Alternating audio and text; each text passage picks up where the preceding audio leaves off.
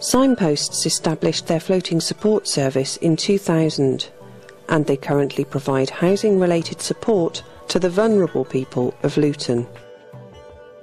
Floating support allows the individual to maintain and develop their own maximum levels of independence within their home and within the community.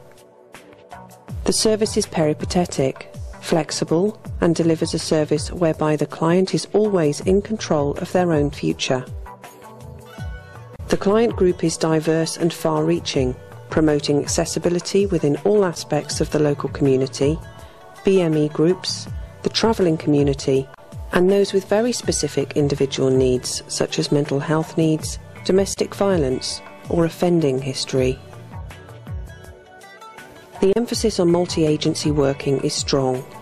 Signposts Floating Support works closely alongside a number of partner agencies such as the local mental health teams, drug and alcohol support agencies, and employment and training providers, to name but a few. This promotes a truly holistic approach and ensures that clients are able to address difficulties or challenges in all aspects of their lives. Signposts Floating Support takes referrals from external agencies, as well as providing a seamless continuation in the support provided within other projects. In reality, this continuity can reduce the risk of individuals losing tenancies and can prevent the cycle of homelessness from occurring. So Emmeline, what's your role? I'm the Floating Support Manager for Signposts, and I've worked with Signposts for 10 years now. So how has your team changed? How has it grown? The team has changed dramatically over the years. When I first started with Signpost, I was the only member of the outreach team. I was the outreach team. And over the years, we've really established ourselves as a vital part of the whole Signpost process. So we've built up the team, we've been able to secure more funding, we've been able to take on a larger client group. We're currently in the position where we're always running at capacity. We have to sometimes have a waiting list, which isn't ideal, but it does show that the service is really in demand. So at the moment we're doing a lot of bids for funding, same as all the other parts of Signposts. We're at risk of losing funding all the time. So it's trying to show our value and the service that we provide and how needed that is so we can secure more funding, so we can carry on to support the vulnerable people that we do. What successes have you seen over the years? The successes have been vast. I'm so proud of the team that I work with. They work so hard to go into the community to provide a peripatetic floating support service. That is, they go into people's homes, which is an incredibly difficult job to do, and they work together very closely with the clients to identify the support needs that they have, what their maybe short-term goals and their long-term goals, and they work really closely with them, involving other agencies, to enable that person to be as independent as they possibly can. So a lot of our work is linking with other agencies. Partnership working is a huge aspect of what we now do. My team go out to other organisations to ensure that they are aware of the service that we have to offer, and also to talk about how we can set up working protocols so that we can work very closely together, not duplicating support, not leaving any gaps in the support, but just to make sure that our clients are getting a full and well-rounded support package from everyone involved in that particular individual's well-being. So what would you like to see for the future of Signposts? I'd like to see a time that Signposts is securing the funding that it has. In this current climate, all Signpost projects are in danger of losing funding, which means losing skilled members of staff, which means essentially not being able to provide a service to those vulnerable people that need it.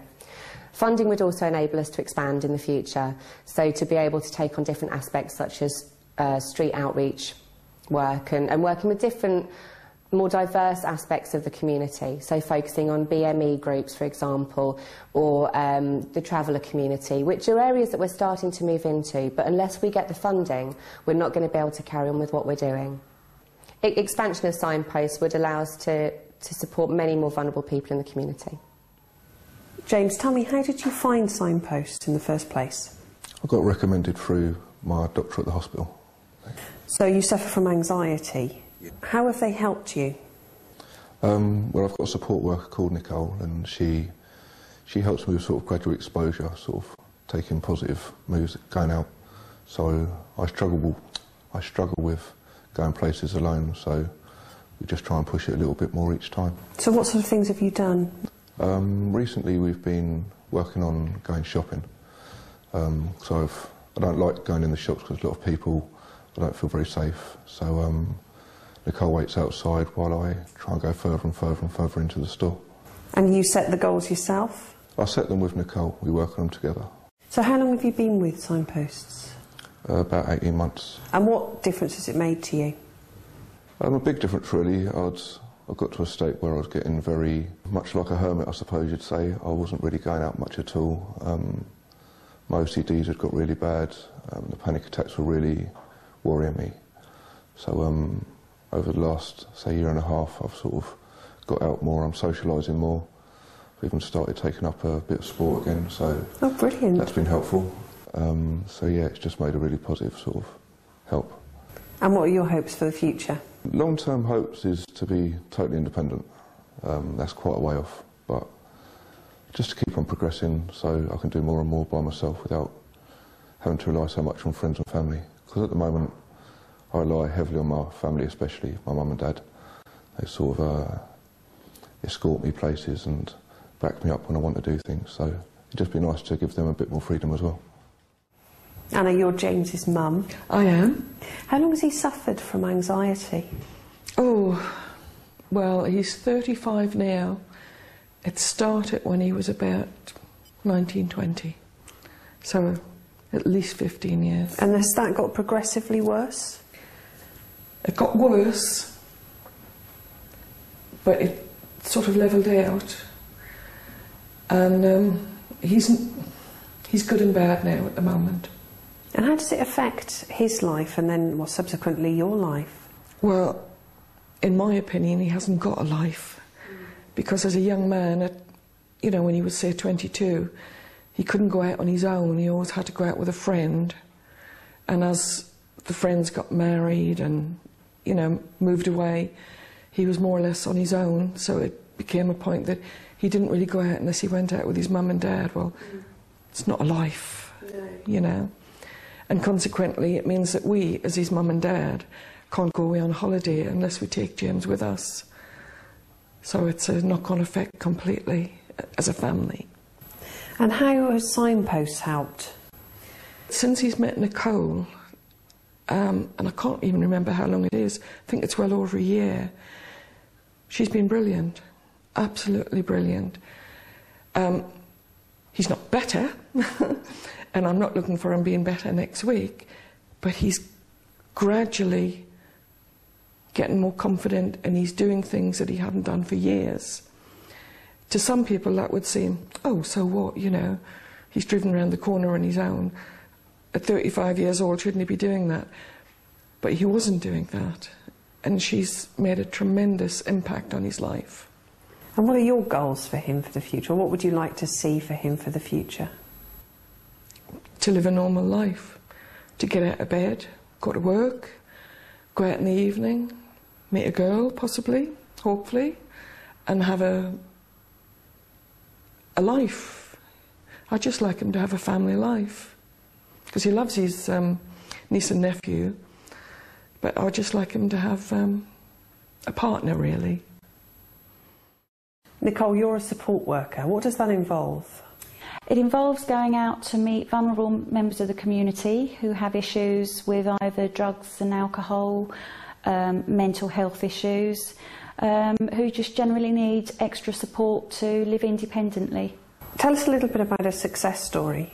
I have a long-term mental health client who was quite severe in her behaviour with regards to non-compliance of medication. There were several incidences that happened and she was put in prison. Then she was admitted into a mental health unit. And she's progressed along the way for now about 5-6 years, and she lives independently. We have reduced our weekly key works to now once a month. She was quite a severe self-harmer, and now she hasn't self-harmed for several months now, and is really progressing very well. What do you enjoy about what you do? It's the success stories, the enjoyment and the passion that I have for helping these vulnerable people feel better about themselves and feel that they have more self-worth. So if I were to ask you the future of Signposts, what would be your vision of that? What I would like would be for Signposts to obviously grow, but to have one umbrella where we're helping lots of different vulnerable people, as in soup wagons and the homelessness issues, night shelters. A day centre I think would be extremely beneficial, and for all those different communities to come together and, you know, talk about their issues and feel that they're not isolated. Nadine, what's your role within